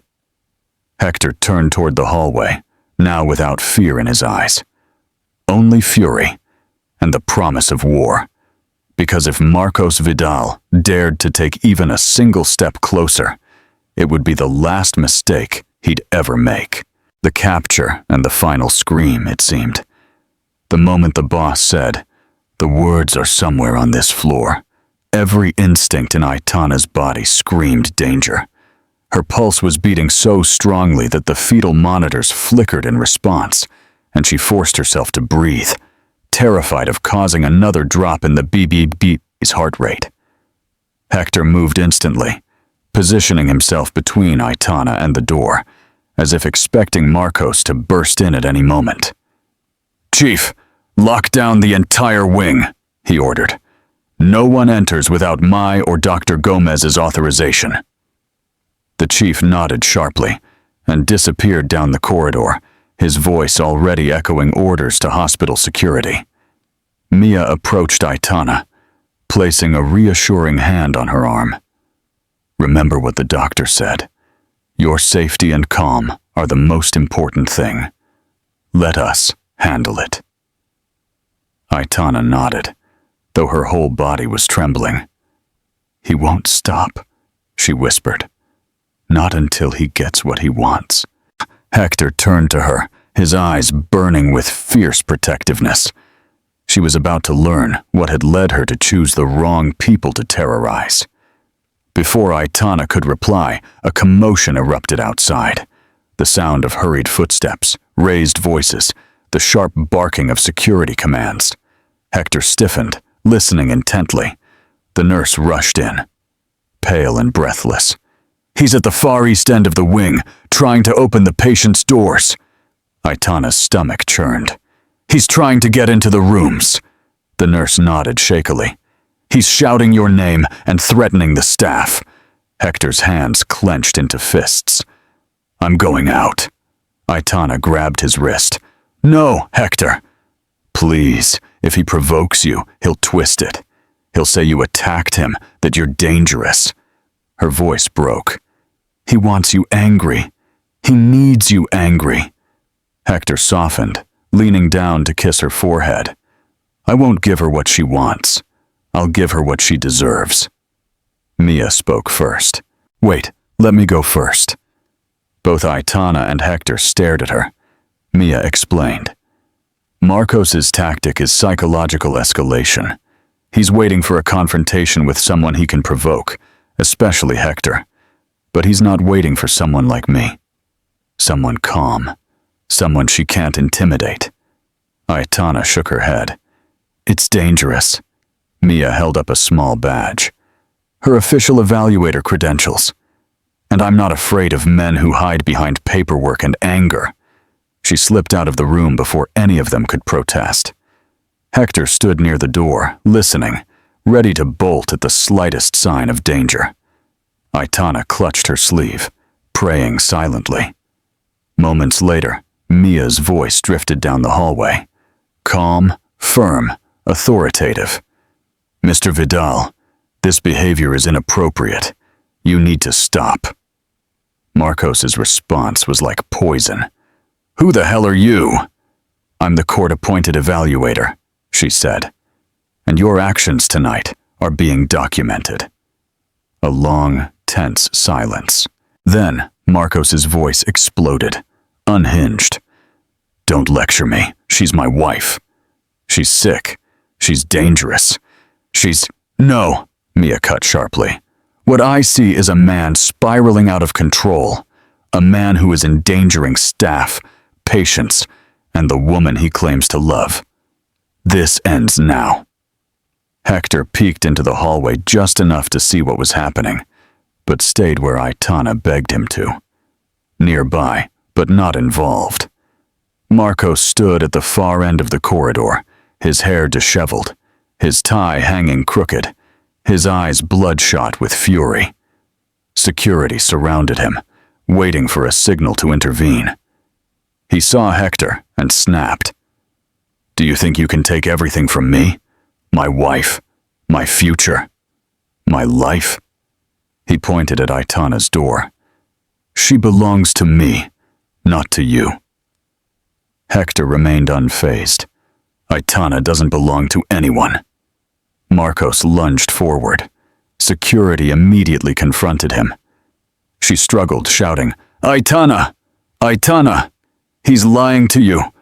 I can fix everything. Just come with me." Aitana sobbed, burying her face in her hands. Hector rushed to her side, hugging her tightly. "He won't touch you.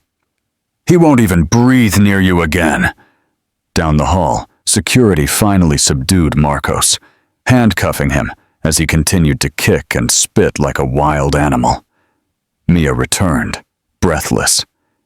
"He is being escorted out of the hospital and arrested for trespassing, harassment, and attempted interference with medical care."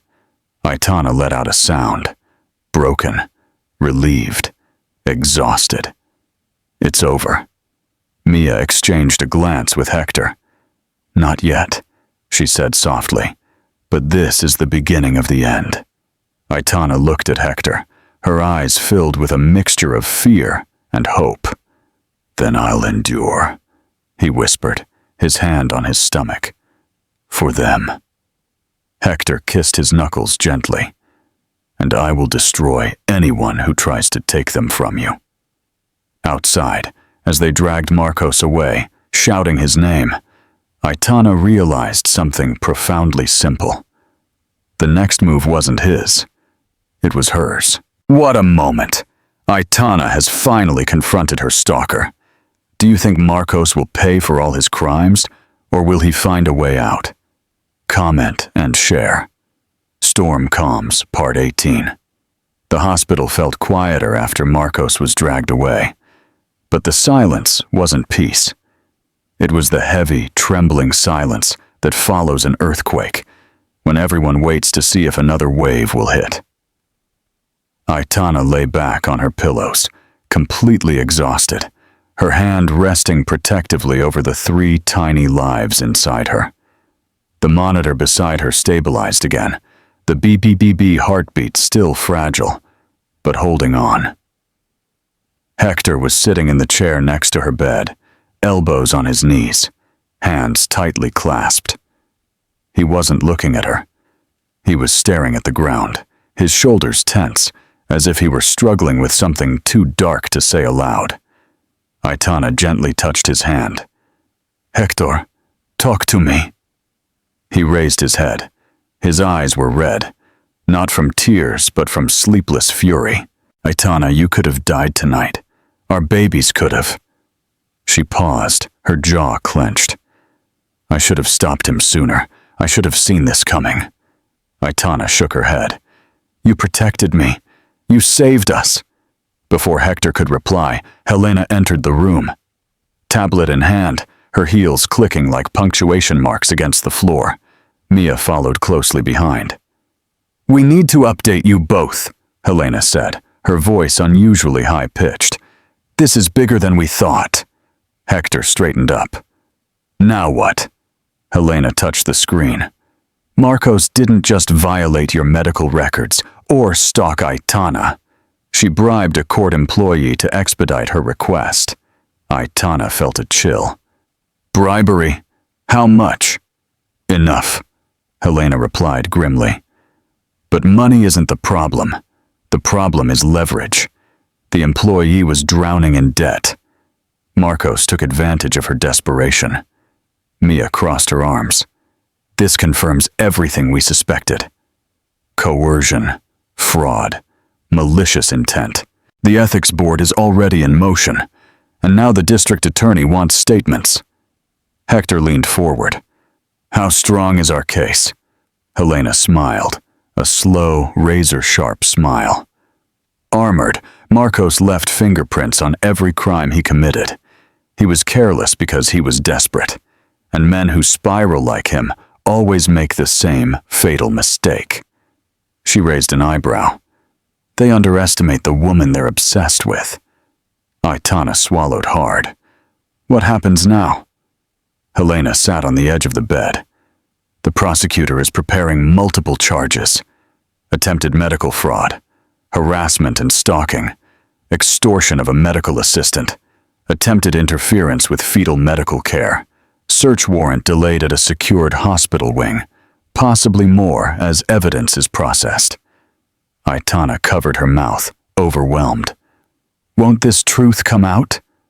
"No," Helena's tone was definitive. "Not this time," Mia added. "What about your statement at the earlier press conference?" "It actually helped. It showed that you're consistent, strong, amazing." "The court will take this into account." Aitana felt a strange, trembling warmth flood her chest. She was no longer just surviving. She was being believed. Hector took her hand. "I told you so." It ended the moment he set foot in this hospital. But just then, the boss reappeared in the doorway. His expression was different this time, relieved, almost triumphant. "Mr. Castellanos," he said, "you'll want to see this." He held up his phone. On the screen was a live stream from the lobby. Reporters crowded near the exit as police escorted Marcos away in handcuffs. His hair was disheveled. His face was twisted in a maniacal rage. The cameras flashed across the scene like lightning. A reporter shouted, "Mr. Vidal, any comment on your arrest?" Marcos yelled back, She did this to me. She's mine. That woman ruined me. The police shoved him into the back of the patrol car as the sounds of the crowd blared through the loudspeakers. Aitana's hand flew to his chest. She hadn't expected to feel like this. Shocked, emotional, but also lighter, as if the weight he had pressed upon her for years had finally broken.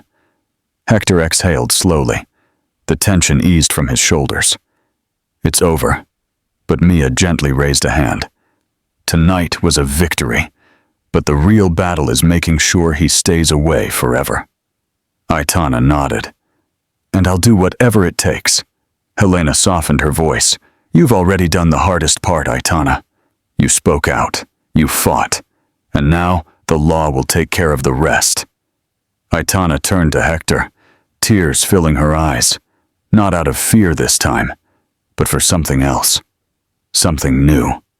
Hector, we're safe, right? He cupped her face in his hands, rested his forehead against hers, and whispered, as long as I breathe, you and our children will always be safe. For the first time in years, Aitana believed it. Marcos was falling, and she was finally ascending. The significant end. Love and Victory, Part 19. The next 72 hours inside St. Helena Hospital felt like an eternity wrapped within a heartbeat. Marcos's arrest created a protective shield around Aitana's world. No more screams in the hallways, no more threats, no more shadows waiting outside her door. But even with him gone, her nerves remained frayed, strained from months of terror and the fragile life fluttering inside her. The bee's heartbeat continued to fluctuate, better than before, but still delicate. The nurses checked on her every hour.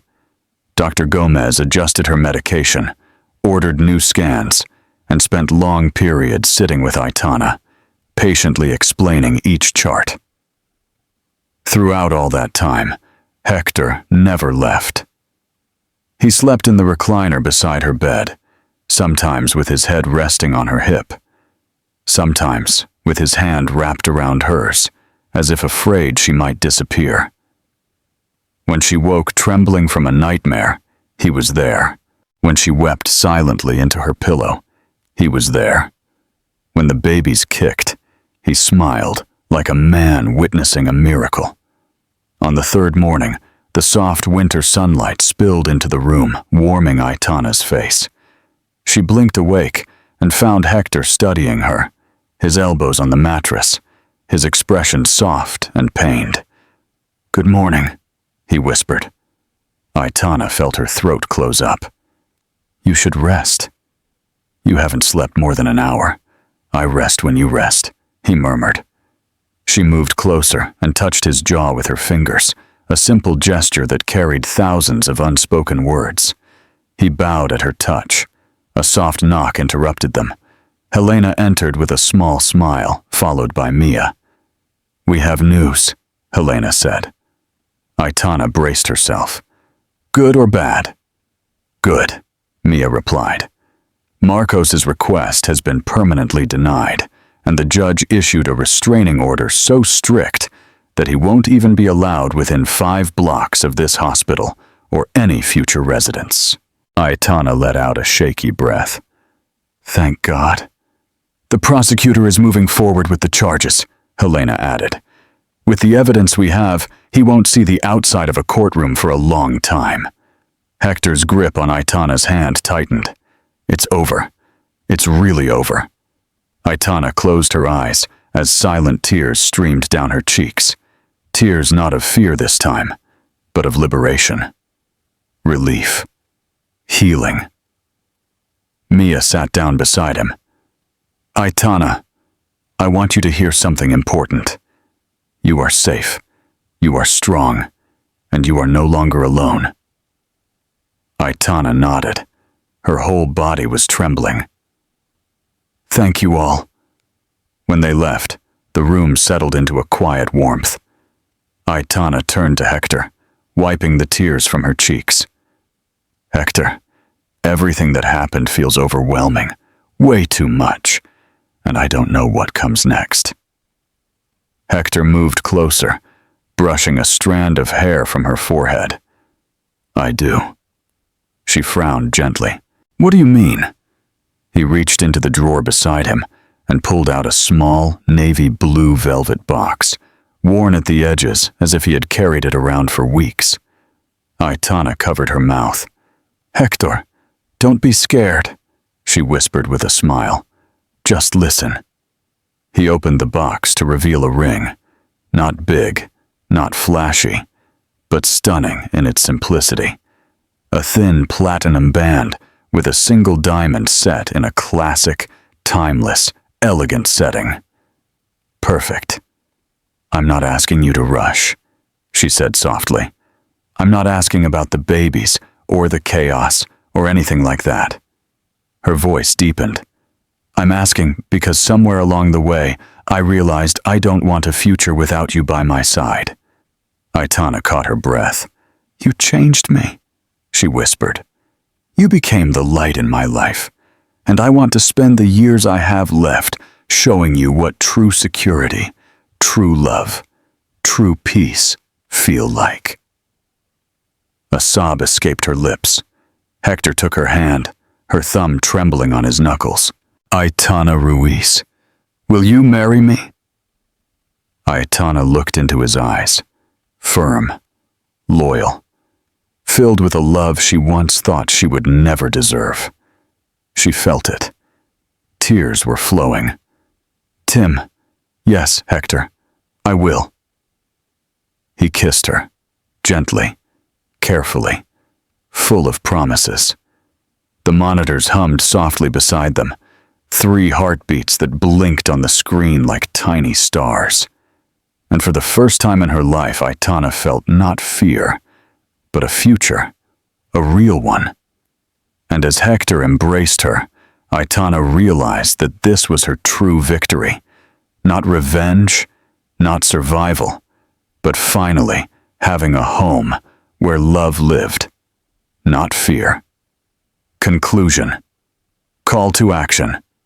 Final CTAs. And so our story finally comes to an end. And if you're still here with me right now, my friend, it means that something on this journey touched your heart in a way that only real life can. Maybe it reminded you of your own pain, your own battles, or the times you thought you wouldn't make it. But you did, and you're still standing. Aitana's story teaches us something powerful. Healing doesn't happen in a straight line.